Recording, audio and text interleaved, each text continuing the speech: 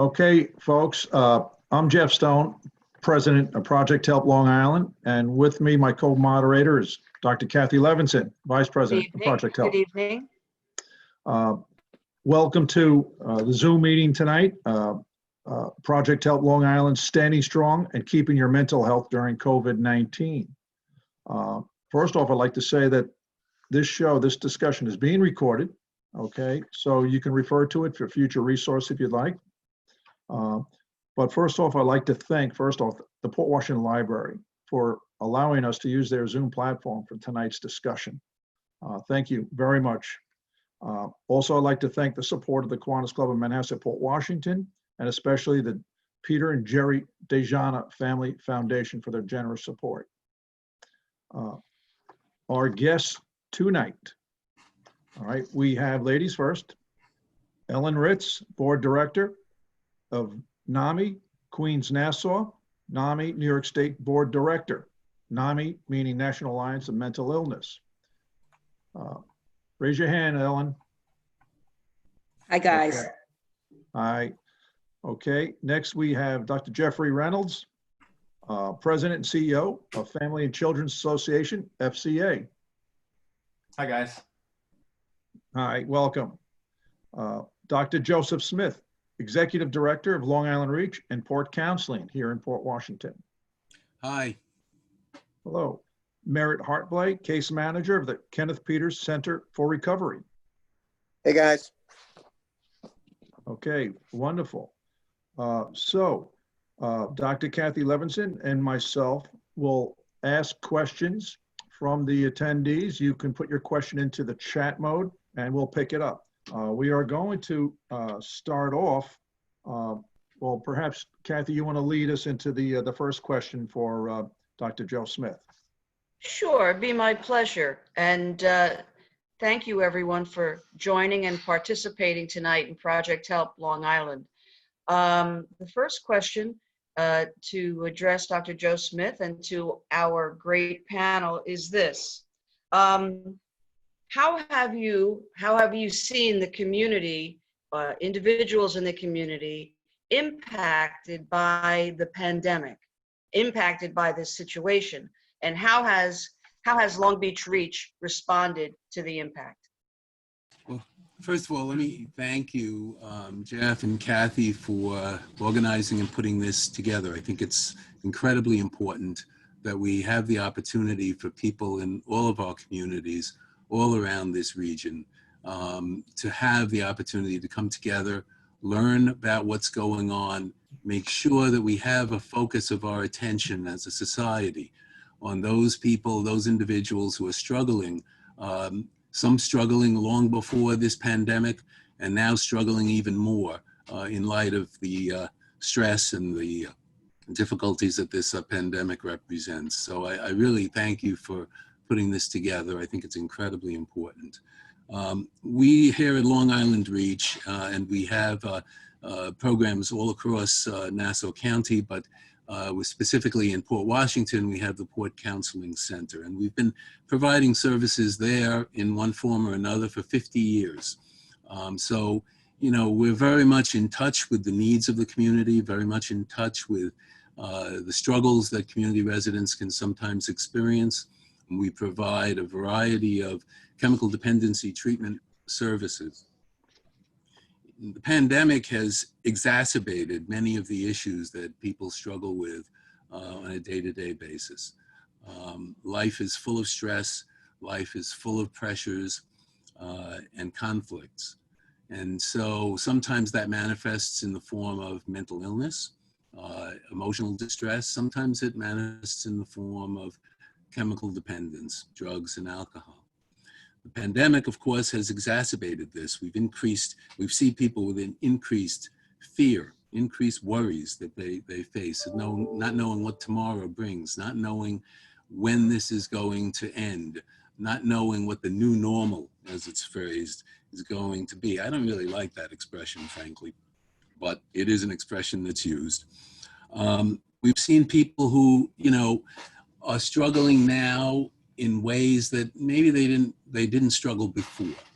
And one of the phrases that I think is very, very important is to remember that a lot of what people are experiencing now, whether it's anxiety, some sense of loneliness, some sense of despair even, sense of some depression, a lot of these are normal responses to what is in fact an abnormal event. There's nothing normal about what's going on now. And so it's natural that there are going to be emotional responses to this that may at times seem overwhelming. That doesn't mean that it's going to last forever. And for most people, it will resolve. For many people, they need help while facing this struggle. There are others who may be affected more profoundly. And we're certainly seeing many people that we've been working with who are facing increased levels of depression and anxiety over and above what they were experiencing previously. What we've done as an agency, and we've done this in all of our sites, we moved within 1 week of the emergency declaration, we moved 750 clients from our 4 locations, from in-service to telehealth services. And so now all of our clients, including those clients at Port Counseling Center, have been able to remain in treatment, working with their therapists, providing all the same kinds of services that had been provided previously. Individual therapy, group therapy, family therapy, assessments, psychiatric services, medication, prescriptions and monitoring. And so we've not missed a beat. We've not had any clients who have not had the opportunity to continue in treatment. And we've seen very, very few that have actually discontinued treatment as a result of this pandemic. And we have lots of new clients who have been contacting us. And this is new for us, but we've been able to make that transition. Our professional staff have done a remarkable job, I think, of being able to respond to the needs of community residents. And we work with young children, adolescents, adults of all ages, and we provide the same level of service that we were providing previously. We've seen an uptick in the last couple of weeks of those who are seeking services for the first time. We expect, based on past experience of disasters, that the real surge in the demand for treatment will take a couple of months before we actually see it. And that's for a variety of different reasons, but we know that it's coming and we're bracing for it and we're preparing to be able to meet that challenge when it arrives. But it's incredibly important that we make sure that the focus of attention in our communities is on those who need the vital mental health and chemical dependency treatment services that are available. So that's how we're responding to it, Kathy. Okay, that's great.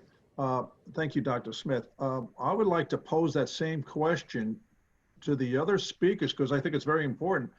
How has your organization, and you in particular, what you've seen from the community and individuals that are contacting your groups? I mean, it's had to have been a spike across the board, whether it's perhaps suicides or domestic violence, co-occurring substance issues. So if you could please reach out and talk about this, maybe Dr. Reynolds, you could start with you. Do you have anything to add, what you're seeing out there?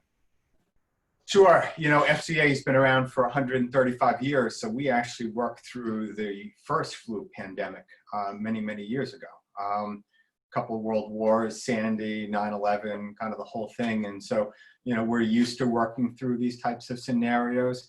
I will agree with Joe wholeheartedly that the increase in anxiety and depression has been pretty palpable, but so has the movement over to virtual services. And it's one of the things that we were seeing happening in the mental health space beforehand, and just the overall acceptability of telehealth has increased.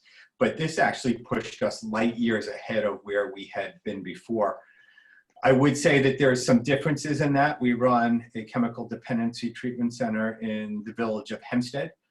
And there we've had a number of folks that have issues with technology. They don't have the same access to technology as someone who might, for example, that comes to our Hicksville location. And so we've worked to overcome some of those issues, and in some cases have continued to see people on a face-to-face basis when that was absolutely required. And there were some cases in terms of crisis intervention and such where that was required. The other thing that has been very, very significant is the increase in overdoses. It's something that we've seen anecdotally, but it's something that's beginning to show up in the data in both Nassau and Suffolk County. The drug supply here in this region changed almost overnight. And as the roads became empty, nobody wanted to be the lone car on the expressway going into Bushwick to get heroin. And so we saw the street prices increase exponentially. We saw the level of fentanyl contamination increase exponentially. And quite frankly, we saw a whole bunch of folks in the midst of a perfect storm where the anxiety and depression and fear and uncertainty and things that can sometimes fuel substance use were at an all-time high. The drug supply was more scattered than ever before. Alcohol was an essential service and one of the few things that remained open. If you think about all the memes we all saw on Facebook, it was about how much wine it would take to get through the quarantine. And while that might have provided some levity for a lot of folks, there are a lot of people who are white knuckling it through this crisis, hoping that they can hold on to their recovery and their sobriety. I will say that the acceptability of online support groups run by fellowships and mutual aid programs has been nothing short of astounding. Virtually every night they're packed. I think there's a trade-off. The hugs and handshakes that go along with gatherings in church basements, I think, are part of the culture and are really important. But I've seen a number of folks find themselves in virtual 12-step meetings who might not have taken that step to walk into that church basement because it's as simple as logging on with your iPhone or logging onto a computer and hitting a Zoom meeting. Some of those barriers have lessened. So, I think the next wave of this COVID crisis will be dealing with the flip side of social isolation. We all socially distanced in order to prevent a communicable and transmittable disease, but we know that social distancing also can fuel mental health symptoms and the use of substances, particularly for folks who feel isolated. Now it's time for us to roll up our sleeves and really delve into those issues and make sure that we're there to support folks in the community that have those needs. Thank you, Dr. Reynolds. Anybody else care to take up that? I could speak a few words. So Sure. I'm from NAMI, National Alliance of Mental Illness, and it is a national, largest national grassroots mental health organization in the country. Just to give a background, and we do deal all the time with, and our mission is education, support, and advocacy, and trying to bust the stigma. So not only is anxiety so prevalent and actually everywhere, everybody who's never been aware of anxiety, and I think everybody has some, is feeling an increased anxiety with everything being topsy-turvy and out of focus, and that's actually natural in this unusual times. However, one of the good things is the focus on mental health and mental health disorders, making it less stigmatized, more out there, and I've heard a lot of people comment, our support groups and our education classes are full. We're getting a lot more crisis calls, and the good things that people are coming forward to help, and feeling that they're not different. The connection in these groups, as well as the two gentlemen who spoke before me, it's wonderful that they're available, they're flooded, and again, the connection that they're not so different, and how to cope and how to some of the ways to get through this. So so the COVID is not good, but there are some good things about it in the sense of bringing out the mental health disorder. Yeah. Before I bring okay. on Merritt, I just wanted to follow up with you, Ellen. Ellen is a registered nurse with extensive experience in trauma units and is a longtime health educator. And you teach and run support groups about mental health disorders and their families, school staffs, law enforcement, corporate groups, faith groups, and the general public. And you even advocate for legislation. That's a lot. So thank you for your work. You're very Merritt, welcome. anything to add to this? Yeah, absolutely. First, thanks you and Kathy for putting this together. Pretty much, at KPC, we mirror a lot about what Joe and Jeff have talked about.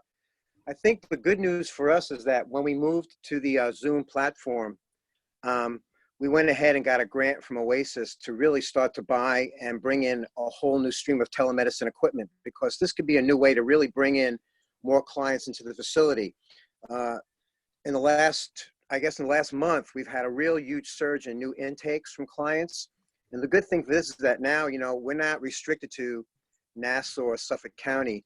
We have clients now coming in from the 5 boroughs, because in that case, they can Zoom into the groups. And then once we go back to, live meetings, they can come in once a week and do urines. But I think at the end of the day, the biggest thing is that having the Zoom platform has been huge, because most of our clients, without that would really be in jeopardy of, relapsing. And I think the good news for us is that we've increased our, the days of the week that we offer groups. And the clients, for the most part, like Jeff had mentioned, the Zoom platform for AA and NA meetings is huge. And my clients are going on 4 to 5 to 6 meetings a day, which is a really good supplement to them. One of my clients asked me the other day is that why were liquor stores considered to be essential? And the answer is pretty much was because if people are drinking and they're forced to stop and the liquor stores are closed, there's a higher rate of possibly dying from alcohol overdoses. So I guess the rationale was to keep them open and let them drink throughout this period.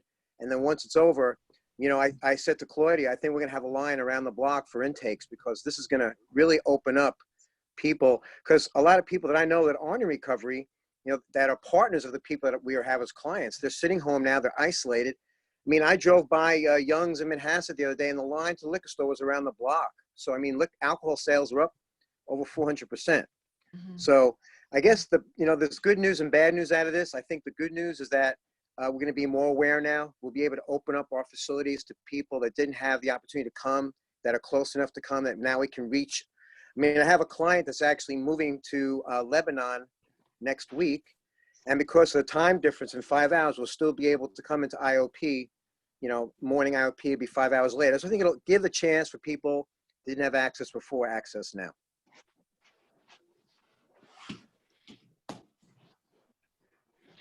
Thank you, Okay, well, Merritt. thank you very Thanks much, for your, Merritt. Actually, I just Yeah, want to thank add you. one thing, is that I think the result of this, the telehealth, is moving faster than it was, was approaching that, and they were doing some of it, but this has thrown telehealth into the forefront, which can reach more people. And I think actually after this, I'm going to continue doing some Zoom and telehealth type of thing for groups. And I think that's actually a good thing, because people who can't drive or afraid to drive at night or older or whatever the reason is opened up this area for so many. Yeah. So one of the things to know about that is that a lot of that was made possible via emergency regulations, both at a federal level and at a state level, including access to medication-assisted treatment, things like Suboxone and Vivitrol. A lot of us in the community, and for those interested in legislation, are pushing very hard to make sure that we're still able to provide services in this kind of way and get insurance reimbursement and that kind of thing, to make sure that copays are waived when it's appropriate and that kind of thing. And so, this is very much a temporary situation. We're hoping to make it permanent. And, to Merritt's point, my concern is, what does re-entry look like in all of this? Because you're going to have a whole bunch of people that are used to drinking at 3 o'clock, who suddenly are going to have to return to work and are not going to be able to do that, or who are going to wake up on, that Tuesday or Wednesday morning when they have to return to the office and look in the mirror and say, I don't know if I can do this. Or they're going to sit in their cars outside their workplace. And I think that's where the rubber's going to hit the road. That's where we're going to begin to see people begin to isolate and begin to turn to some of those behaviors. And that's when we kind of need the all-out push, all hands on deck, to bring those folks into care. Exactly. Right. I would agree, Jeff. I think I would add to that. I think that it's going to be incredibly important from an advocacy standpoint that we not only encourage and insist that telehealth services continues to be available even after the emergency period ends, but that there's an equal advocacy to make sure that this isn't used as an opportunity for insurance companies, or for that matter, even government, to reduce allocations, believing that perhaps we can do this cheaper now. And that's a fear that I have, particularly in the light of the fact that the economic pressures are going to be very, very intense on the state of New York and on every municipality. And so we're going to have to really, as a field and as a community, ensure that we stand up and make sure that the people who need these services are not going to be shortchanged as the insurance industry and government, for that matter, tries to nickel and dime and make it impossible for providers to really provide the level of service and quality of service that our residents need so desperately. Well, I can Joe say makes a that. great point.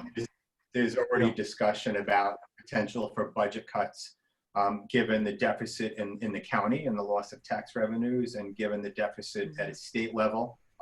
Historically, there hasn't been enough federal support, and most of these programs have been chronically underfunded for the past 30 years. Exactly. And, you know that when we deal with natural disasters, and Joe, in Long Beach probably knows this better than anybody else, you know that in the wake of a natural disaster, the focus is on the physical damage and how do we quickly repair that.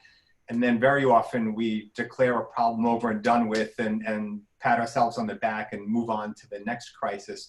This is one of those things. It's if people are going through what I refer to as the natural grief process in all of this, there's a ripple effect from this that runs probably 2 to 5 years out.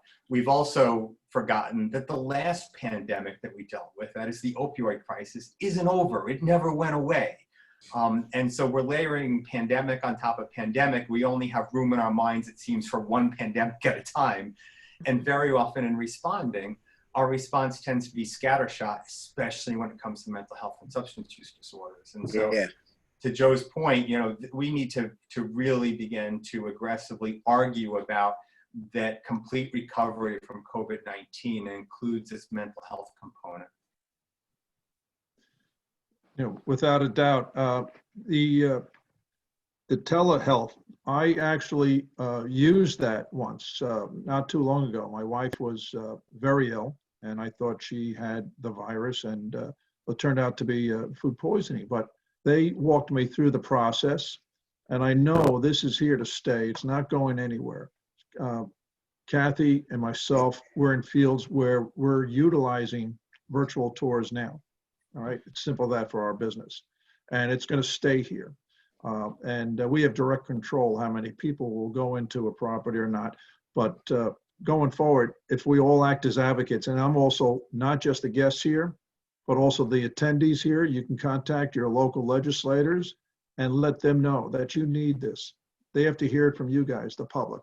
All right. So. Good point. Good point. Yeah. That being said, a lot of talk about anxiety. I know that's Ellen's thing here. What is anxiety, and is it all unhealthy? No, it's not. Anxiety, actually, with so many, change is hard for everybody. And the changes that everybody's had during this pandemic is enormous. Lack of contact, can't go out. You feel so constrained, and particularly the connection between people. But what is anxiety? Anxiety is the feeling or nervousness about something with an uncertain outcome, something that you can't control or that you are feeling that you're out of control of. However, anxiety is healthy. Some anxiety is always healthy. If you didn't have any anxiety, you probably wouldn't recognize some risks, and you'd take risks that were probably unsafe. So some anxiety, such as, I'm nervous, I have a test, this is for students, I have a test, what do I do? So how do you deal with it is, okay, I think I got to study, I'll plan an hour each night until the test, and I'll feel better and more in control. That's healthy anxiety. Or a job, I'm going to apply for a job, and what am I going to look at? I'm going to look at what the company wants, what the position wants, I'll tweak my resume, and then I'll be ready for, for applying. When it becomes a disorder or unhealthy is when it stops you from enjoying life, from moving forward, from focusing for more than 2 weeks or even more than that. And that really is the level of which you look at. Is it really paralyzing you? Is it making you not be able to move forward?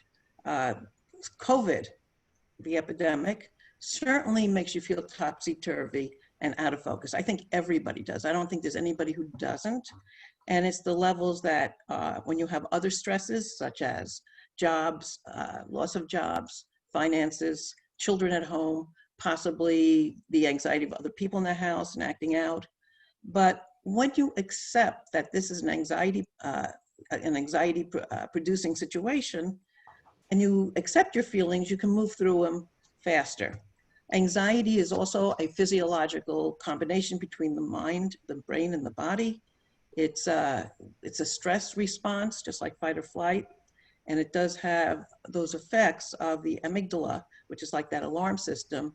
And as that lights up more with stress and anxiousness, it goes to the front, the frontal lobe, which is the organizations, the impulse control, the feeling of not being able of a focus. And the more you have the light up the amygdala or the stress and anxious response, the lower you have increased impulse, less compulsive control. Certainly your focus changes, your organization changes, but it's all not helpless. There are things you can do. And there are two things, actually there are more than two things, but two things that are very basic that you can do. First, you can look at a situation. And it's just like looking at the COVID-19 pandemic. Well, you can look at it and say, look, in 1898 and 1918, there were pandemics. They didn't have air conditioning, maybe not so much good heat. They certainly didn't have technology, which we can connect. They may have not been comfortable in their homes. They didn't have medications like we have. So not that medications, right now, we don't have the ones for this pandemic, but they're working on it. So when you look at what you have now that you didn't have before, makes you feel a little bit more grateful. It changes to look at the positives. The other thing that you can do is look at what you can control and what you can't control. And I talk a lot about that in my groups. I know there's some people on who aren't from my groups, and you can't control someone else, and you can't control the people outside, what they're doing with the pandemic, but you can control what you do. You can control wearing a mask, social distancing, staying at home except what you need during this time. When you look at what you can control, instead of knocking your head against the wall about what you can't control, when you feel like you can't control anything, you feel like a victim, the weakest place in the world. And when we look like we have choices, what can I control and what efforts can I put towards that? And that will reduce anxiety. Both of those things will reduce anxiety. A little later, I can talk a little bit about actual things, worry thoughts, and what you can do with them. There's a lot of things that are helpful, that instead of feeling like you can't do anything, there are many, many things you can do to focus right and reduce your anxiety, whether you're a family, a single person, and there are family activities as well. And again, I will talk about that a little later. I'll give everybody else a chance. I'd like to ask a question, if I could, to Dr. Jeff and Dr. Joe and Ellen and Merritt. There's a lot of people who are listening and watching us tonight, and maybe they're home and they're thinking about their own issues, but maybe they're thinking about their husband or their wife. Maybe they're thinking about their son or their daughter. In the most basic way, what would you say are some of the signs that they should, those red flags for them that should tell them that their loved one or themselves needs to get some help, and they need to get it now? Could you address that? Maybe Dr. Jeff, would you jump in there? Sure, that's a good question, Kathy. So thank you.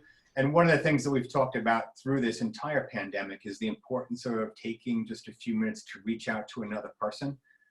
In the field of drugs and alcohol, we often talk about the family dynamic and how very often families identify the fact that something might be going on, but everybody tiptoes around it. And then finally, when something happens, that impacted family member or the person who's struggling says, if it was that bad, why didn't anybody say anything? And so you raise a good question, and we've really highlighted the value of asking another person, hey, are you doing okay? Sometimes that person will say yes and kind of blow you off. Sometimes they'll say no. But very often the response will be, well, why are you asking me that? And I think some of the signs that we look for is a focused change in behavior. And so if somebody begins sleeping much later than they otherwise would, if somebody is up in the middle of the night, if somebody seems to be using more alcohol than they have in the past, if somebody seems to be suffering mood swings in a way that they didn't experience before, we really look for changes in behavior and changes in that person's demeanor, The amount they're eating, are they not eating for meals at a time, or are they eating half of the refrigerator, as some of us might be accused of doing? You know, so changes in sleep, changes in eating habits. If there was someone, for example, who exercised on a regular basis or did something else that seemed to be important to them, and suddenly they've given all that up. They have no interest in doing that anymore. Those are the things we look for, and taking note of those things and taking stock of those things gives you the ability to respond when that person says, oh, everything's fine. Why are you asking? Well, because you used to love gardening and you haven't been out in the garden in 3 weeks, or you used to go to sleep by 10 o'clock and now I notice that you're reading and pacing the floors at 2 a.m. or vice versa. I know that you used to get up early and now you're sleeping a little bit later. You know, looking for signs like that. But I think the most important takeaway out there is that now more than ever, we should be reaching out to not only people in our households or people in our family, but to other folks. I can't tell you, through all of this, I've gotten more texts and Facebook messages from people who I haven't spoken to in ages, who clearly have a routine of saying, I'm going to reach out to 5 other people per day, and I happen to hit their lineup on that particular day. But I think people are reaching out now more than ever. And so the big takeaway in all of this is reach out to someone whether or not you see a problem. But I think those are some of the key things to look for. I could Can I add jump one in a thing to little that. bit? Go. Who would like to Merritt, jump go in? on. I'll do it after you. It's fine. Yeah, I was just gonna add something. I think it's great what Jeff was saying, but for me, I think one of the biggest signs we tell families to look after is, you know, people can get really addicted to the chaos of social media. And if somebody is all of a sudden spending all their time sitting in front of the TV set watching the news, you know, on, you know, some form of social media, that it can be really disturbing, because that could be, you know, become an addiction in and of itself. You know, we tell most of our clients not to be on Facebook, not to be on Twitter, not to be on any social medias. Like, you'll get the information from where you need to get it, but if you become entrenched in that, that can really become an issue unto itself. So that's what we try to say. Watch out for those signs. If your son or daughter is all of a sudden just sitting in front of the TV all day long watching the news, that could be a problem. Right. And actually, I agree. The news has been pretty negative, or sometimes very anxiety producing itself.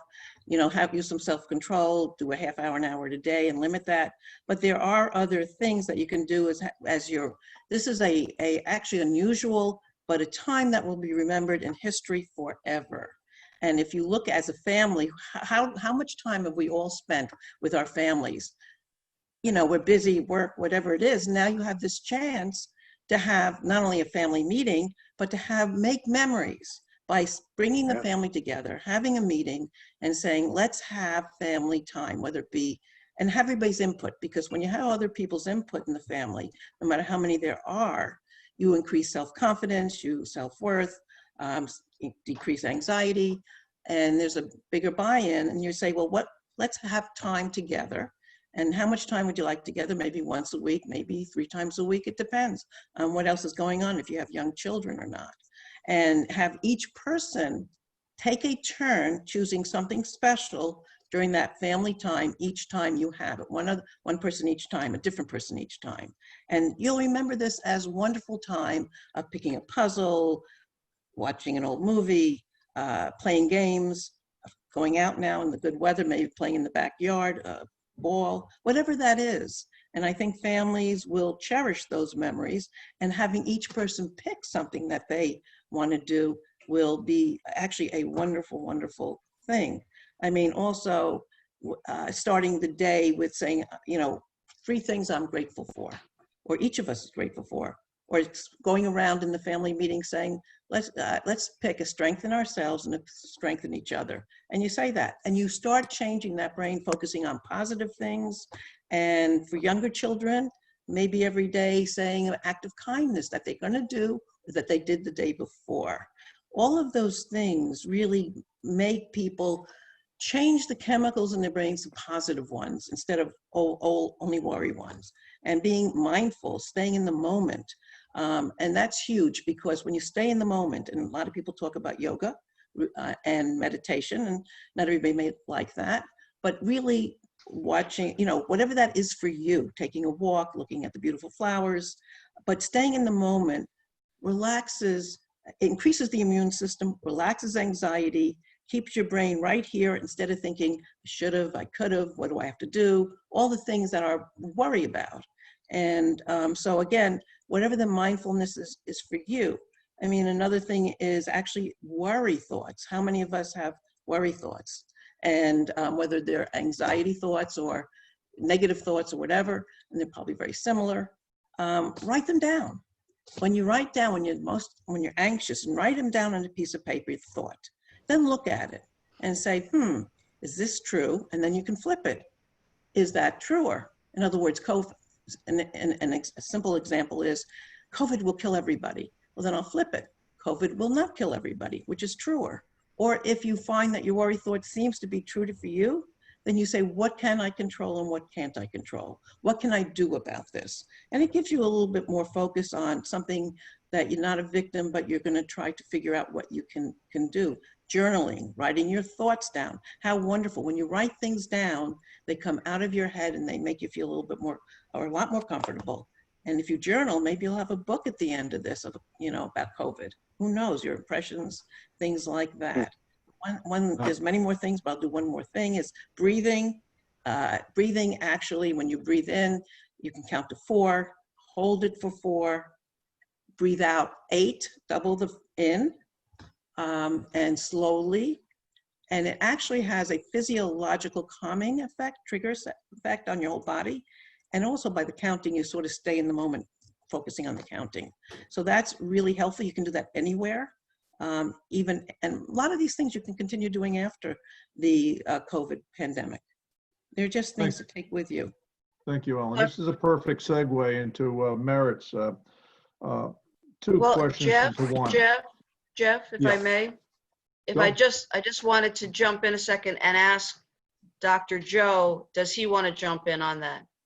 I think much of what's been said, I would certainly go along with. I think that those are all very, very important and helpful things. I think the most important thing, however, is to recognize that helping another person is not a quick fix.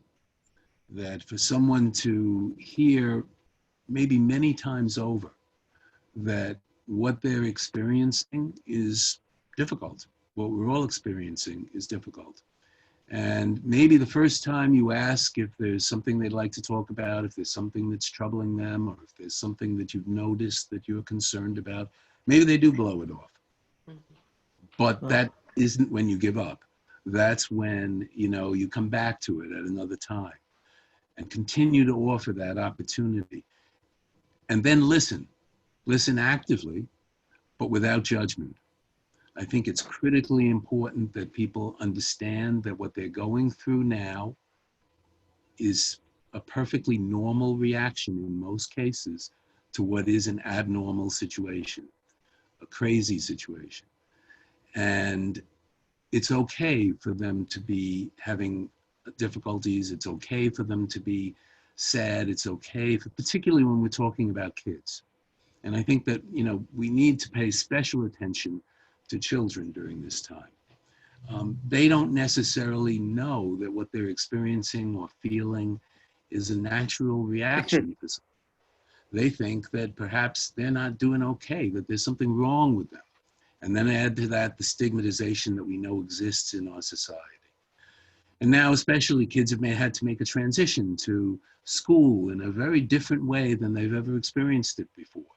They're expected to get online and do assignments and respond to assignments that have been given to them and get feedback that way, and not have the interaction in a classroom setting, in a human setting.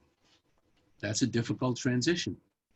The expectation that they're going to be able to do that easily or naturally is unrealistic. And I think we need to pay closer attention to the difficulty that kids are having throughout this whole experience. One of the things we often say to look for if you're worried is, my kid doing drugs, right? How do I know? Well, one of the things we say, have their friendships changed? Have their connections with their social group, their peers, has that changed? Well, now we don't even have that because they're not with anybody. They're home. The tensions within the home very often can be profound.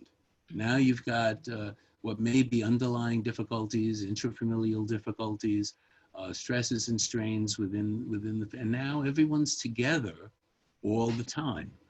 There's been a tremendous rise, and there's going to continue to be a tremendous rise in the incidence of domestic violence, in part because of that. So these are the kinds of things we have to be on the lookout for, we have to be sensitive to, and we have to be prepared to have the conversation. When we see anything or have any concerns, we have to ask the question, are you okay? We have to ask the question, do you want to talk? We have to ask the question, I've noticed, that something's not the same. And is that something that you want to talk about? And if not with me, is there somebody else that maybe you'd be able to talk with about it? And recognize that we have to be patient, and that it may not, they may not respond. And even if they do, it's not gonna be effective overnight. But if we keep at it, if we continue to show our genuine concern, and be there and available, and then of course, when the time comes that the person may acknowledge that, yeah, I'm having a particularly hard time, and acknowledge that perhaps they need help, that you have the knowledge of the resources that are available that can give them, can provide that help. So whether it's a program like Port Counseling Center and Long Island Reach, or whether it's Family and Children's Association, or whether it's any other organizations that are available, have that information and be able to provide that information. And of course, if it's a child, be prepared to initiate with them to get the help that they need. Can I Thank you, ask Dr. a follow? Can I ask a Go ahead. follow-up? We've got a lot of people watching, as we discussed, and we've got a great panel. And some of these people who are listening tonight have teenagers. And if you've raised teenagers, you know that sometimes it's not so easy. And you love them and you want to reach to them and get to them, but it's not so easy. So I ask you, if you see that you've got one of your teens, one of your adolescents, they're struggling, they may be in need of counseling, they may be in need of an intervention, how do you approach a teenager? How do you approach a teenager, one who's not so inclined to get help or to ask for help? But you see the signs, you see the signals. How do you approach them? And I open that up to any of our experts tonight. So, what I would say is the person who can answer that question should win the Nobel Peace Prize. I would just throw some ideas out, and I'm sure, some of the other panelists can build on them. One of the things I figured out with my own kids is if you're sitting around the table and you say, how was your day? Your answer is going to be, it was okay, it was fine. How you doing? I'm doing fine. That the more specific you can get in saying, what was the best thing about today? Or what's one thing about not being in school that is actually a good thing? To have those engaging conversations, to have those engaging discussions, and not all of them are going to play out the way you want. Right. To Joe's point, one of the things that I often think about in reaching out to anyone who's struggling is that very often you need to throw that life preserver a couple times. The same way as if, we all left tonight and saw somebody out in the sound struggling a little bit, we throw them the life preserver, and as they flailed around, they probably knock it away a couple times. We don't just pack it up back in the car and drive away, especially if it's your own kid. You throw it again and again and again, and you try different strategies to reach out to them. Some of this involves, and look, as a parent, this is harder for me than it is as a public health professional, but part of this is kind of meeting them where they're at and understanding that these are really atypical times where kids are going through atypical things that children haven't experienced in more than 100 years, and God willing will never experience again, of course, until next November. They've been taken from their peer groups, they've been taken from the school, they've been taken from their structure. They've lost a lot. But the other thing is families, we've all gained a lot.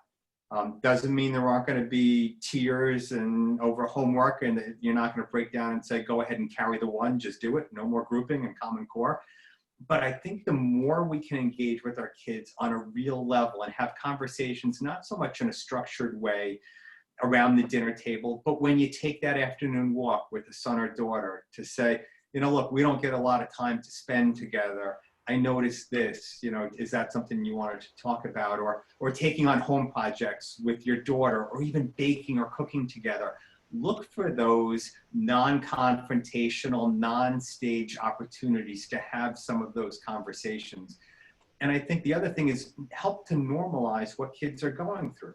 To say, you know, look, I was on a webinar tonight and I heard the folks on the panel talking about how hard kids are struggling. You know, are any of your friends struggling, do you think?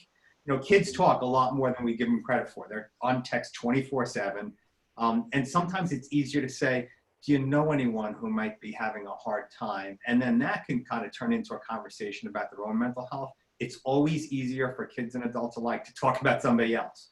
So look for those perhaps one-off times to have those conversations, and look for the ways to start the conversation in a way that's not heavy, that's non-threatening, where you can just kind of work into it gradually. And most importantly, if the conversation doesn't go well, imagine that, it's fine to start it over at some other time and say, look, time out. This isn't going the way that I initially intended. It doesn't sound like it's going the way you intended. Let's push pause for now, and we can pick it up again tomorrow at some other point. I think that's really a super suggestion. I mean, I think that finding those natural moments wherever they might be. I was with my grandson on the beach, walking in Long Beach the other day, and he's 10 years old.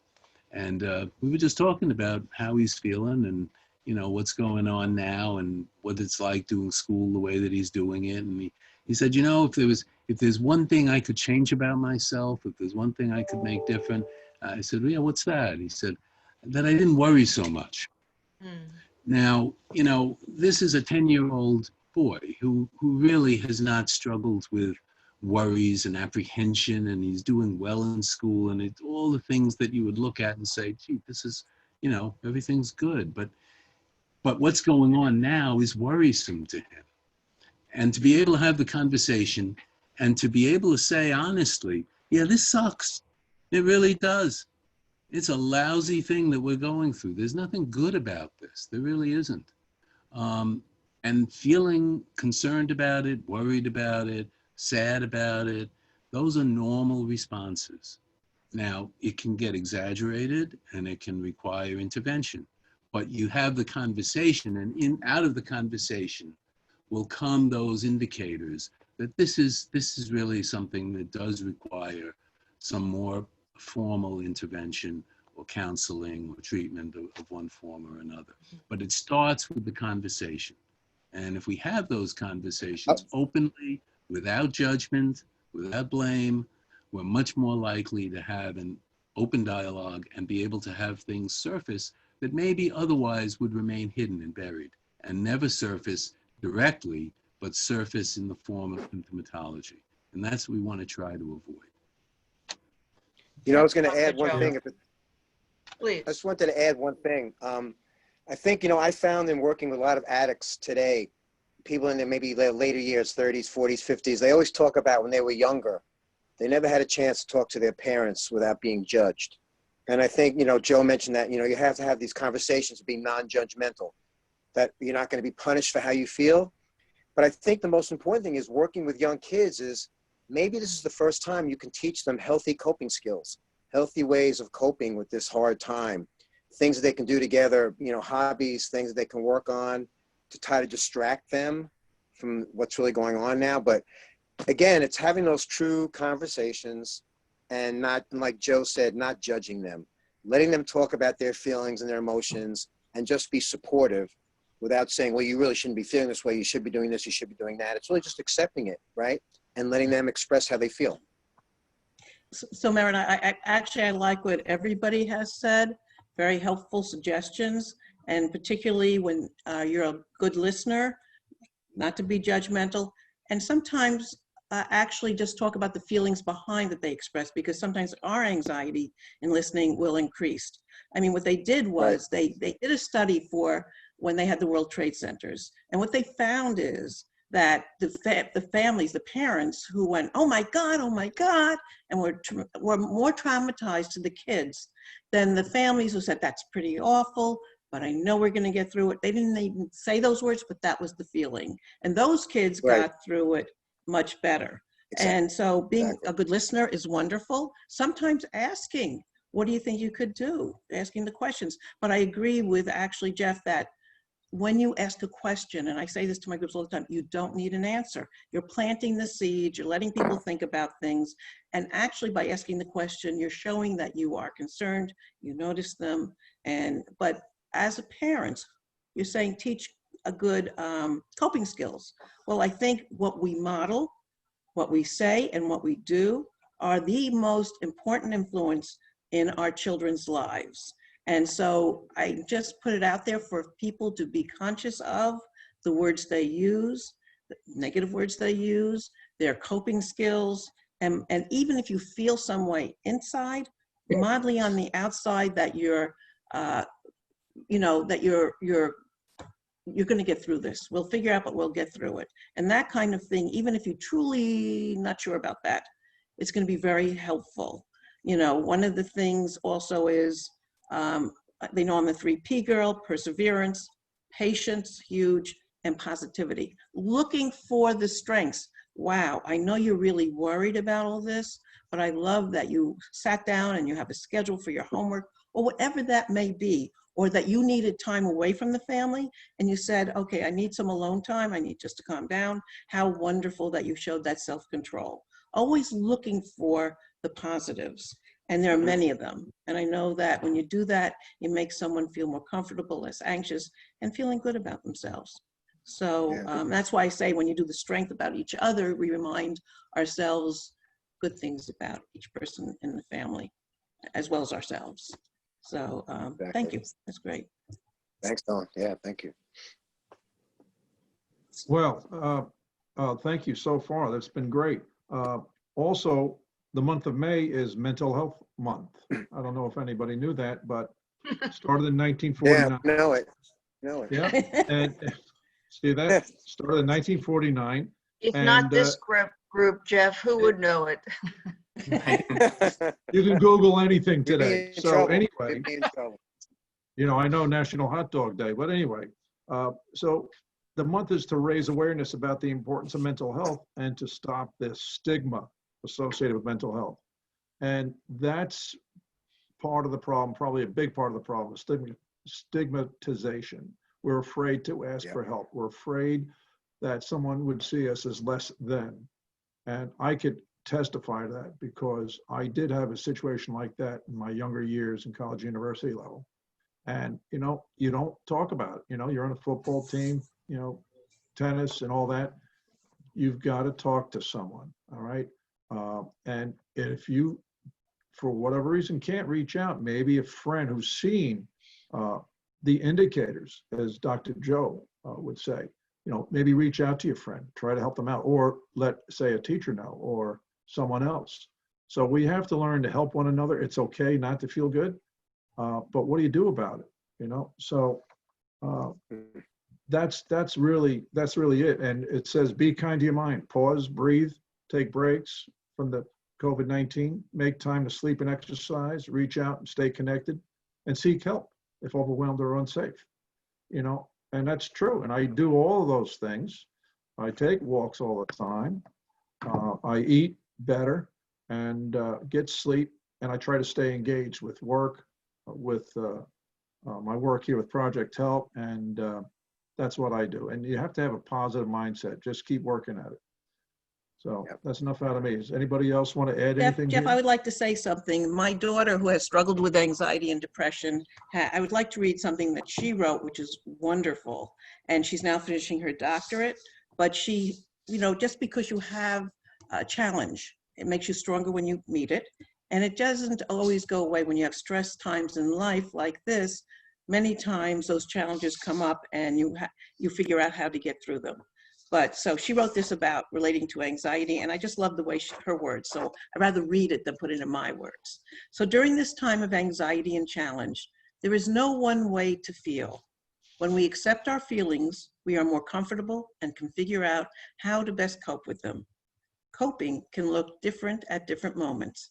Sometimes just getting through the current moment is enough. Other times it is helpful to do something differently that will help change our feelings. And remember, there is no right way to feel right now. However you are feeling, however you are coping, you are surviving, and that is enough right now. Be gentle with yourself. And I love that. It's just very empathetic, very caring. Very nice. Very Yeah, nice. it's- She's taught me a lot. What I do right and what I don't do right. So she's taught me, you know, among other ways I learn or certainly through her help and her insight. So she has guided me as I guide people in my groups. I have another thought, another question, if I might, because of in considering who might be listening and looking for a little bit of help. When I think of young children, little children, they have fears. They have fear of the dark. They have a fear of just many things, fear of the unknown. And, you know, right now, that monster who may be hiding under the bed or that monster who may be hiding in the closet is actually in the house in the form of the COVID virus, where we are in lockdown and everyone is afraid. And these children may be feeling a type of fear that is completely new to them, and anxiety when a parent leaves for the store because will my mom or my dad get sick? Will something happen? Will they die? Because every day what we're seeing, and it reminds me very much of the Vietnam War, every day you see who's been injured and who is no longer with us, and our children are seeing that as well. So I'm wondering from our panel if you might speak to some of the concrete ways that something you can take away in your basket for parents who have little ones who are gripped by this fear right now. Fear that you're going to go to the store, mommy, but you're not going to come home because something's going to happen to you. Can somebody address that? Yeah, I would say, you know, step number one is, and a couple people have mentioned it, you know, tune out some of the media. The media stories that have bar charts and graphs with the death toll probably aren't helpful for anybody unless you're a public health planner. Restrict some access to social media, I think, is equally as important. And at this time, it's kind of, it's odd because we've encouraged kids to get online and do their homework and do their schooling, and it's another Zoom call and that kind of thing, particularly kids of school age. So I think that's number one, you know, remove some of those negative messages from the environment. The second thing is really reassuring kids. Kids need more reassurance than I think we often identify. And in providing that reassurance, it also becomes self-fulfilling for us as parents to say, everything's going to be okay. We're taking the proper steps to protect ourselves and protect other folks in the community. We're knowledgeable about this. We know how to reduce our risk. You know, in childlike terms, you know, the other thing that I would say is expect our kids, particularly those who are younger, to regress a little bit. So some parents have said, you know, my kid was out of the family bedroom and now is back sleeping with us. Is that okay? This is a reversion. This is, you know, the end of the world. Expect that to happen. Kids cling to their parents. I have two children, 13 and 9, and they've become much more physically attached to me. Whereas, you know, by the time you're 13, you're not so attached to dad anymore. Guess what? In this environment, all of that is on again. Rub my shoulders, rub my feet, do this, do that. That provides kids with a lot of comfort. And there's things that may not have resonated with them 8 weeks ago that now resonate in a very real way, especially that sense of touch. You know, I always think about young boys who play fight and roughhouse and those kinds of things. There's a method to that madness for those of you who are female. There's something to that. And there's something to the notion of human touch. And so I would say, allow our kids to regress a little bit, if that's what we want to call it. It's not the end of the world if they come back into the parents' bedroom for a night or two. It's not the end of the world if they're looking to lay on you and really have that connection. They're looking for connection like all of us are. So let it happen. The last thing I'd say before I let other folks weigh in is, you know, it's important to be frank with kids and help them to understand that we are in the middle of a pandemic, that it feels scary, but that as a family, we're doing everything we can to protect you, which is our #1 job as parents, but also to protect our community at large. We can't pretend that there's nothing going on, because then kids sense that disconnect and believe that we're lying to them. And so it's important to say, there is a lot going on. It is a little bit scary, even for adults, but we're all in this together, and our job is to protect you, and we're going to do that to the very best of our ability. And that might mean that you can't go out and play with your friends today. It might mean that you can't go to that birthday party, but the end game really is your safety. And if you can't have a birthday party, we're going to find another way to celebrate. And that's, I think, one of the bright spots in all of this is the way our community has rallied together with these drive-by birthday parties and the virtual graduations. And, you know, if there's a positive that comes out of all of this, it's going to be looking back at some of those images and some of those experiences that I don't think we'll ever be able to replicate. Great answer. Thank you. Also, routines are really helpful. And, you know, I know that someone said if the sleep habits have changed, but a lot of the people I know, because they don't have to get up, their sleep habits have really moved into going to sleep really late and getting up really late in the day. And so you have to look at that and see, is that a sign of depression or something else? Or is it just really not having a routine and not getting up? But routines make people feel safe and comfortable, not rigid routines in this time of anxiety.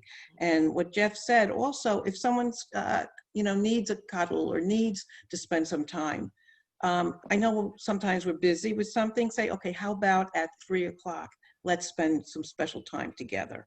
And giving them a special time, you know, a time rather than say, we'll do it later, is less anxiety provoking as well. And so if a child expresses a need, don't, you know, meeting a need makes it smaller, fighting a need makes it bigger.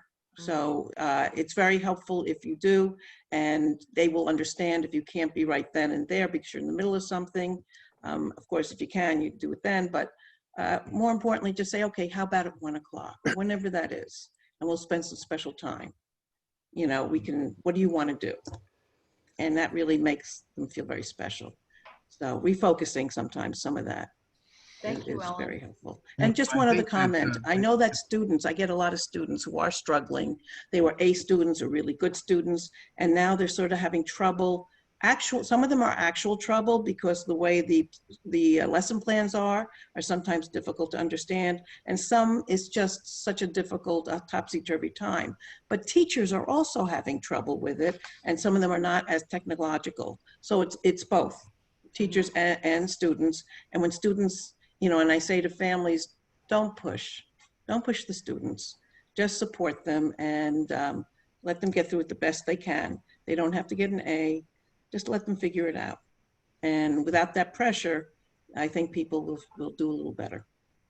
Thank you. Thank you, Ellen. Dr. Joe, did you have something No, you I was wanted to just going to add, I think that, you know, everything about this pandemic, you know, one of the things that we can do, as Jeff said, is to provide that sense of control, that we are doing things as a family, as a community, as a society. We're doing things to protect ourselves.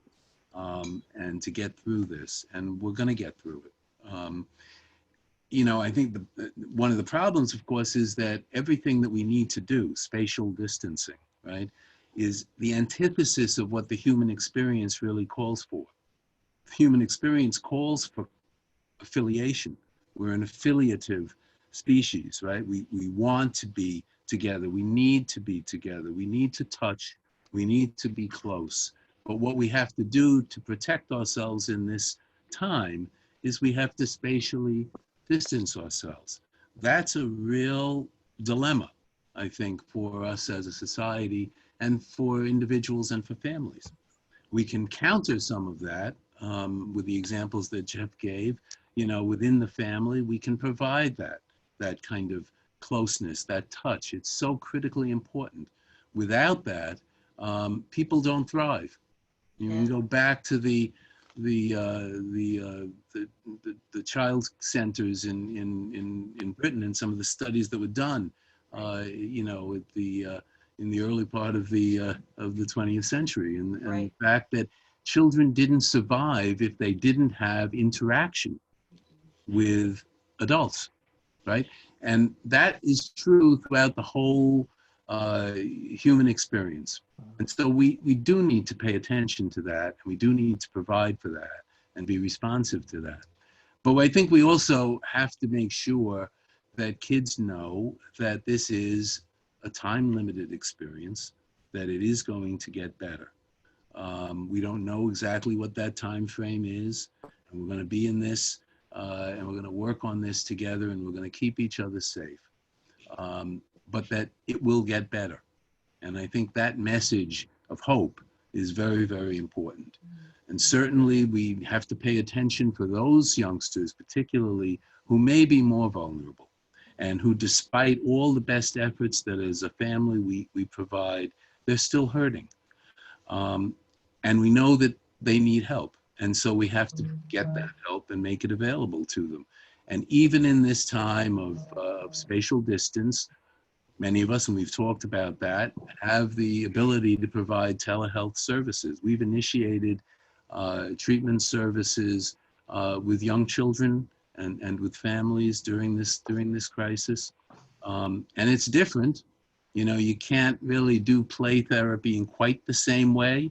So instead of using the play therapy room at the center, we use the child's bedroom as the place where their toys are, where their games are, and we initiate the kinds of activities that allow them to begin to express some of the things that they may be struggling with. That sense of hopelessness, that sense of fear or anxiety, and we can begin to provide a platform where they can talk about those things and where they can express those things, maybe not verbally, but non-verbally, and we can be responsive to it. And then of course there's the feedback to the family. Now, there's one youngster that we're working with, for example, who was having a great deal of difficulty within the family, feeling alone because both parents were working and working extensively. And the child really was not getting the kind of attention that perhaps she would have liked to have and needed. Now, everybody's home. And lo and behold, the child's behavior is improved. And so this becomes an opportunity to work with the family and be able to say, look, maybe there's some things that we learned from this, and maybe there's some things we can do, some adjustments that can be made, because perhaps your child needs a certain level of care and attention that she didn't feel she was getting. Now, obviously, you have to work, you have things that you're going to have to do, you're not always going to be home. But there are things we can do to compensate. So it becomes a learning experience, a learning opportunity, and an opportunity for growth and change within the dynamics of the family. So those are the kinds of things that can happen, but it requires being attentive and recognizing that, yeah, my child is going through something that maybe they need some help with, and then seek that help. Thanks, Dr. Joe. Hey, Just Kathy, pick can up I? on something that Yes. Joe said, because he said something really important, and I've dealt with some of my staff on this. And at FCA, 78% of our staff is female, and a lot of the staff who are working from home are saying, all right, so I'm working from home. You know, there are no more any boundaries that say I work between 9 and 5 and 10 to 6. Our work lives and our personal lives have melded. But I've heard from a lot of our female staff people, and I've experienced it myself, where you've got a job to do, you're on Zoom calls, you've got kids in the background saying, I thought you said we could go for a walk, I need help with my math, I need help with this. And you have a lot of parents out there, particularly single parents, who are really struggling and kind of managing all of this and figuring out, how do I get all the homework done? How do I make this happen? You know, and I think the reality is, and one of the best things I heard through all of this was somebody suggested that we're not working from home. We're trying to do the best job we can during a global pandemic, right? And so it's not a matter of, woohoo, I could work from home. It's a matter of, there's a whole bunch of things going on, and we're trying to get some stuff done despite all that, or in the midst of all of that. And that takes some of the pressure off. You know, the message for parents out there is that it doesn't need to be perfect, which is one of the reasons the schools moved to pass fails. We understand that kids can only spend so much time in front of a computer. We understand that we should all be spending only so much time in front of a computer. The reality is, this is a chance for us to work in a different way, but it's also a chance to rebuild our families in a different way. And one of the things I say to all my staff, you know, our number one job is helping families to rebuild their relationships and put things back together. Charity begins at home, and you've got to be practicing that in your own life. And this is an opportunity to do that. So if that means drawing some parameters around your work, drawing some parameters around your kids' schoolwork, as we heard before, saying to your child, I want to spend time with you. I've got to wrap up this call. How about we do it at 3 o'clock? At 3 o'clock on the dot, you have my undivided attention. So those kids know when and where and how that's going to happen, I think is really critical. But some of this is taking the pressure off ourselves as we try to juggle multiple responsibilities. Mm-hmm. Kathy, can I add? Yes, please. Yes, Merritt. I just want to add one thing. I think, going back to what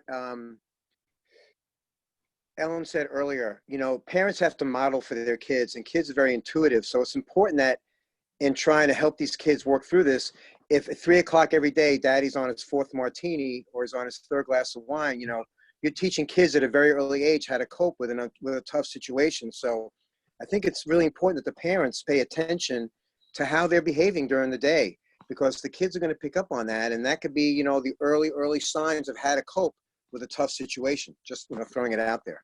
Mm-hmm, mm-hmm. On the flip side, we talked about children, we talked about teenagers, but on the flip side, we all know many seniors, senior people who are in their 80s and their 90s, and we all know, and they know very well, that for them, this may be the most dangerous time of all. And Dr. Joe, you had mentioned how people need human contact, people need touch, they need to be hugged, they need to be cared for. Do you have some suggestions on how we can keep our seniors in our family loop so that they're not cut off, they don't lose their reason to be, which we all know is critical to have a reason to be, and especially for older folks. But if they can't see their grandchildren, they can't go outside. Do you have some suggestions for our senior friends? I think that's got to be one of the most painful things that you can have. To be a grandparent, particularly. Everybody says, being a grandparent's the best thing in the world. It's better than having children. It's having grandkids is fantastic. But then, you're in this mess, and for many, they can't see their grandchildren. They're not able to have those get-togethers, those family events, those dinners together, those outings together. It's very, very, very difficult. And again, I think the best we can do is the best that we can do, but we can't just throw in the towel. I think that there are things we can do. Just like we have drive-by birthday parties for the kids that can have a birthday party in their home or at some location where they might hold it. We can do drive-by visits with grandma and grandpa, right? That we can spend some time, if you're fortunate enough to have a backyard and you have a back porch and you can have spatial distance, you can still have contact. Mm-hmm. It's different. It's not going to be the same, and we can't pretend that it's the same. And I think the message has to be, much as it is for children and much as it is for all of us, I think we all have to be able to get the message that this is temporary. This is not permanent, and we will get through it, and it will get better. That being said, we try to find all the different creative ways that we can, to be attentive, to make sure that we help grandma and grandpa to be able to navigate Zoom and be able to play around a little bit with those gatherings. We had a virtual Easter celebration, in our family, and we had kids from it's upstate and in Manhattan and here on the island, and grandparents here and able to participate in that, and that makes a huge difference. Being able to be careful and walk the fine line, but we're not letting grandma go to the supermarket. We're gonna get the groceries and we're gonna bring it to you. We're gonna make sure that we spend a little bit of time doing that every week or every couple of days, and make sure that we get the stuff to you, and not because you can't do it yourself, but because it's not safe to do it yourself. Right. And we want to protect you, and we want to protect us, because we want you to be here going forward when we get through this together, so that we can renew those opportunities to have the social contact that we like to have as a family. So those Thanks, are just a Dr. couple of Joe. thoughts. Thanks, Joe. Something you. else like they could do, just a very quick thing, is that you can have, especially if they're younger kids or even high school kids, but more the younger kids, make cards for Grammy and Grandpa or whoever and send them. And it's a project, and I love you, and Grammy or Grandpa could put it on their refrigerator, whatever. But everyone's, every so often, more frequently is great, but whenever you can do it, make a card, a cute card, a funny card, and send it to them. Would be wonderful. A personal Appreciate it. note, right? A personal note. Yes, a little note saying I love you and whatever else you can write what you're doing, but it's a project. And projects are good for everybody. Thank you. Thanks, Ellen. Okay, I just want to add a couple of things along the lines of students, and then I'm going to read off a question in chat, and it's going to be directed towards Dr. Joe. First off, Kathy and I are active members in Kiwanis. That's no surprise. We like to give. Mental health is also a project for the current New York State District Governor, Kiwanis, Joe Ruggiero. He has a project called Flores Project. His mother was very active in providing mental health towards students and to the Special Olympics. So in that same vein, the current New York State District Governor for Circle K International, that's the college level, Kiwanis, she posed a question to me, or actually more of a statement, that is, what can we do, whether it's the high school level, college level, it doesn't matter, students in general. What information can they get, how to get it, and utilize it in their own lives, raising awareness with their peers, or even exploring the field as a profession after they graduate? So what can students do to give back to other students, but to their community? I do know that volunteering is something that is a good thing. You get a huge reward from that. So can anybody address, with students in mind, what they can do? NAMI has mental health clubs. They have clubs in high school as well as college. And we have mental health clubs where you have projects and spread the word of mental health and what to do with mental health disorders, as well as really just spreading the word and breaking the stigma. And they have wonderful projects that they can offer to do that help raise money or actually volunteer for mental health organizations like NAMI, and I'm sure some of the others, Kiwanis, et cetera. Okay, we have maybe 10 minutes, so I think I'm going to go right to the chat, Kathy. Sure, great. All right. This is probably, again, to Dr. Joe, or anyone who'd like to answer it, but Joe also part of this. What are some virtual therapy options for people with big insurance copays who cannot usually afford treatment now? Well, And is Port Counseling Center available if you don't have a substance issue? Well, first of all, during this period of time, all insurance copays have been waived for at least individual contacts with patients. Group teletherapy, unfortunately, I believe is not reimbursable at all by insurance companies. I can only speak for ourselves at Port Counseling Center, Long Island Reach. We probably have always had one of the most modest fee schedules anywhere throughout Nassau County, probably anywhere. No one is ever denied treatment because of an inability to pay. We're committed to that. Our board of directors is committed to that. And of course, now more than ever, that applies. So even individuals who may have been paying a relatively modest fee out of pocket before, that has essentially been waived for everyone. I forgot the second half of the question. Was there The second half is basically, oh, okay, that's now. The Is Port Counseling Center available if you don't have a substance issue? Yeah, well, it is a chemical dependency treatment program in Port.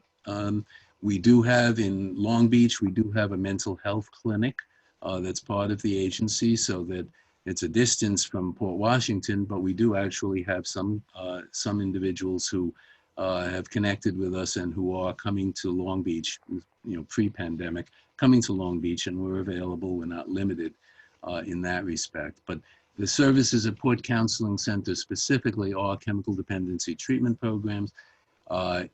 We do serve a lot of what we describe as significant others. Those are family members who've been impacted by the chemical use, whether it's drugs or alcohol, of a loved one. So even if you yourself are not struggling with a drug or alcohol issue, if a family member, someone that is significant to you, someone that's had an impact on your life, has had a substance abuse issue, you can receive services with us. So we do work with, again, a lot of children, a lot of spouses, a lot of siblings who for themselves, substance abuse is not their primary issue. They may be struggling with anxiety or depression or mood disorders of one sort or another, or personality issues, or just a general sense of isolation or alienation, or just a general sense of despair.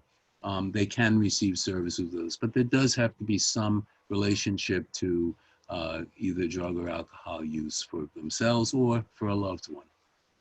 So for FCA's part, we do have a children's mental health program.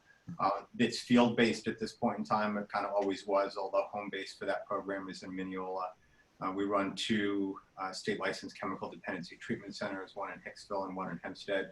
And to Joe's point, all of us in the space never turn away anybody, even when they can't pay their copays. God knows that a lot of folks can't. Otherwise, that's part of the reason that they're showing up at your door. And so we also have a recovery center for people involved in the recovery movement.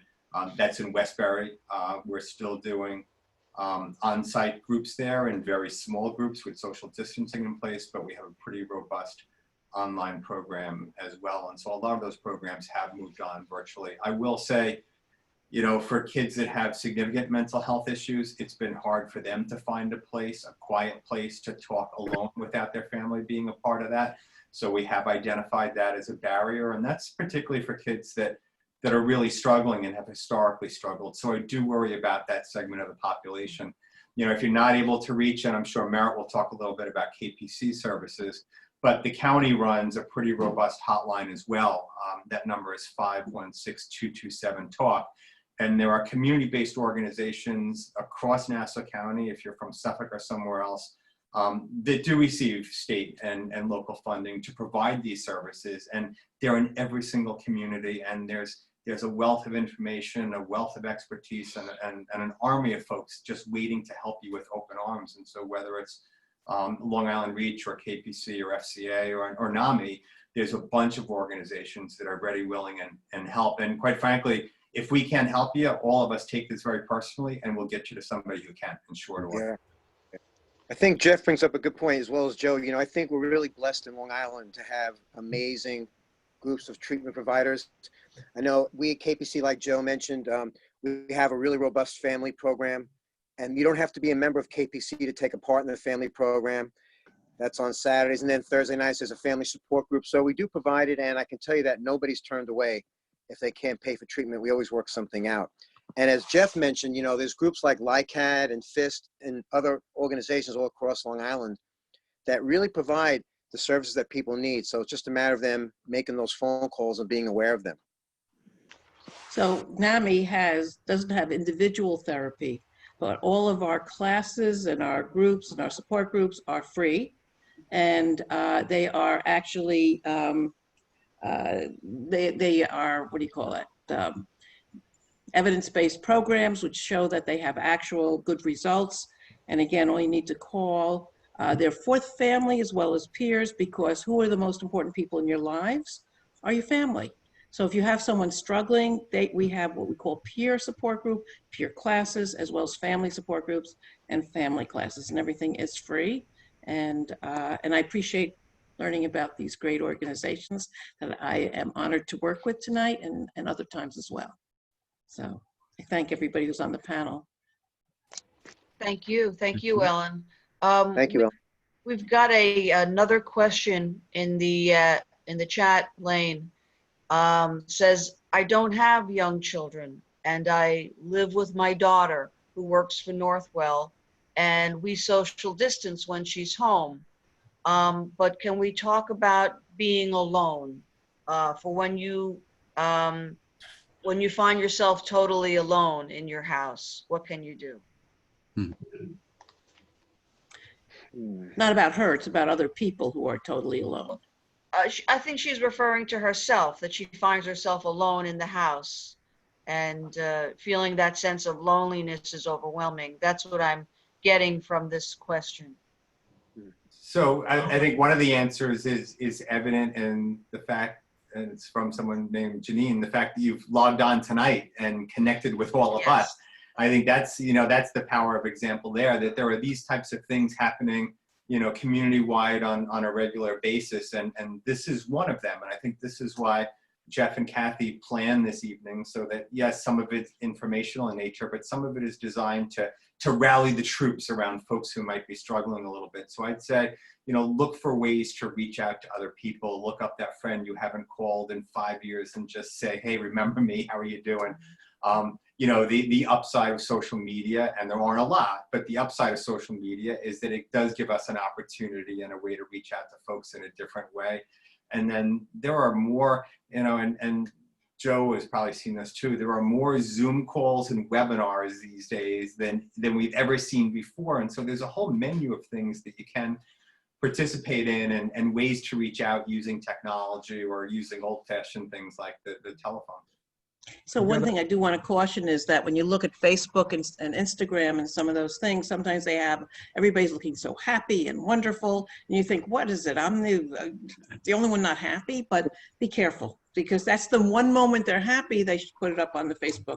They're not going to show you when they're really upset, which is really, but the other thing, as I forgot to say, is that when you have children, students of any age in your house, and even for yourself, you're allowed to say, I need your cell phone an hour or two before bedtime every night, because they have found that people sleep better, and you can have a family rule. Don't be afraid to have family house rules. And you have a certain, many times when you start something, people don't like it, but most of the time they find, well, this wasn't bad. I have been sleeping better. They actually took away cell phones for college kids for 2 weeks. And at first they didn't even know what they were going to say to each other. And then they said, oh my God, my anxiety is down. I've been happier. So don't be afraid with cell phone usage and laptops and whatever else to limit that, especially right before bedtime. And it really does make everybody else, including ourselves, less anxious. So I guess what I was going to, I would add is that, it's okay to let someone know, whether it's friends, whether it's another relative, or that, you want to connect, you want to have some time, you want to have some interaction. And it's also okay if that's not so easy to make happen for yourself, that you can reach out to any one of our programs. And as Jeff said before, if we can't help you, we know where you can get help. So that if there's a need for that, I don't know if there is, but if there's a need for that, those resources are available and can be helpful. Kathy, I was going to say one thing is that I've worked with a couple of elderly people who have said, or not elderly, that I'm stuck at home and I'm alone and I'm lonely. What do I do?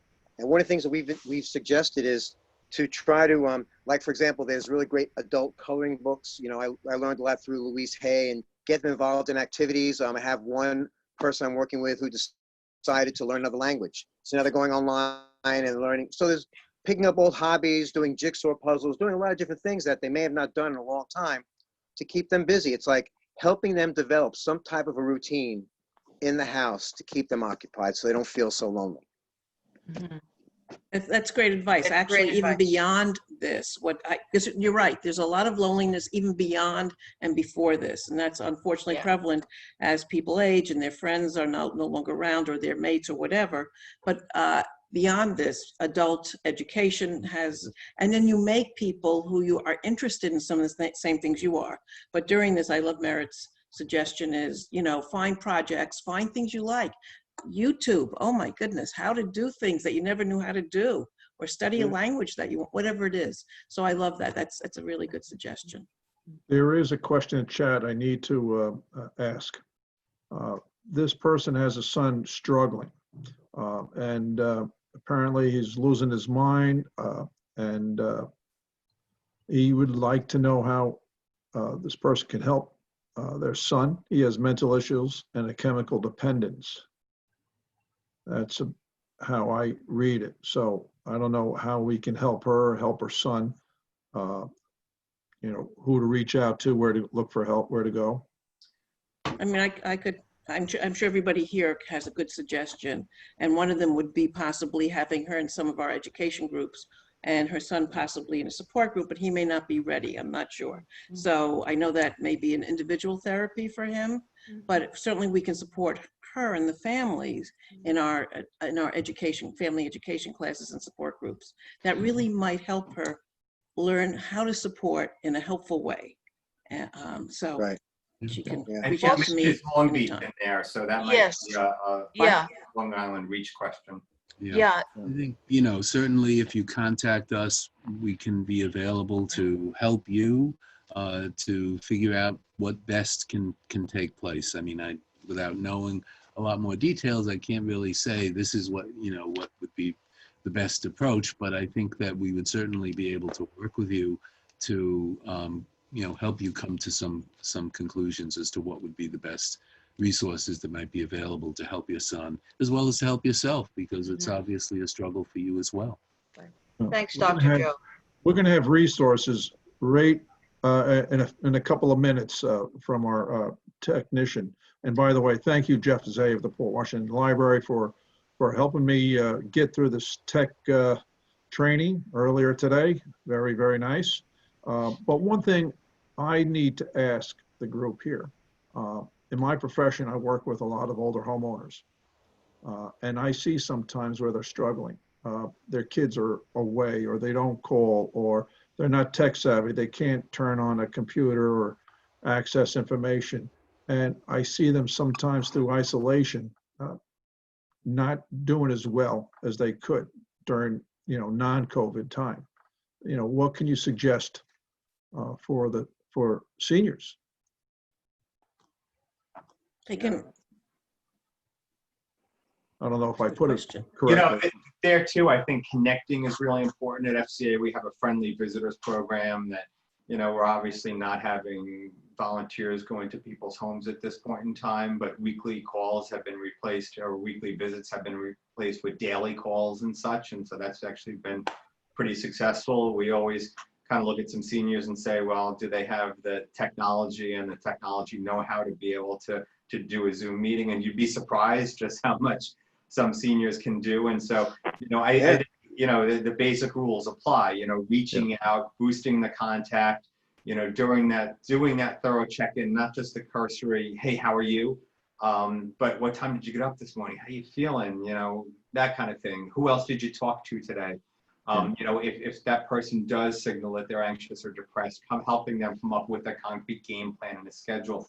The same things you would do for anybody, quite frankly, apply to our seniors. Yeah. Right. So I think that was addressed already, but myself being a senior, you know, maybe I should reach out too. But in any case, yeah, Ellen, you were going to say something. There's another place that you can reach out as well. If you, and that's not for everybody, but certainly if you have any religious feeling or affiliation, many of the faith groups are doing services and other activities. One of the things that NAMI does is I'm head of the FaithNet committee, and we have many faith leaders who have challenges themselves. And it's so important that as leaders, you know, that you don't usually turn to your congregation or your faith groups, and it's very nice that inter-support. But having a faith and feeling that connection is just another dynamic for some people, maybe not for everybody, but there is a very active faith groups throughout Queens, Long Island, etc. So I think that's another place that people can turn if it's within their desires or faith. Right. Good idea. Thank you, Ellen. If there's nothing else to add from any of our speakers tonight, I want to say thank you very much for your time, your expertise, and passing the message to those who may need it. Thank you, Kathy, for co-moderating with me, and thank you again to the Port Washington Library. Jeff, if you'd like to put on the resources slides, that would be great, so folks can actually take either a shot of this with their camera, but everything is recorded and it will be sent to you and it will be posted. We're going to have a YouTube channel just for Project Help Long Island. So thank you for attending tonight. Thank you again, speakers. Very, very nice. I appreciate it. Kathy, thank you so much for helping me out. Always. And that's it, guys. And thank you to Kathy and Jeff and my co-speakers. What a great job. Thank you. Yeah, Awesome. great job, guys. Great job, guys. Nice to be with you. Very awesome. Thank you so much. Thanks Thank again. you, everyone, sincerely. Bye-bye. Bye-bye, guys. Bye. Bye.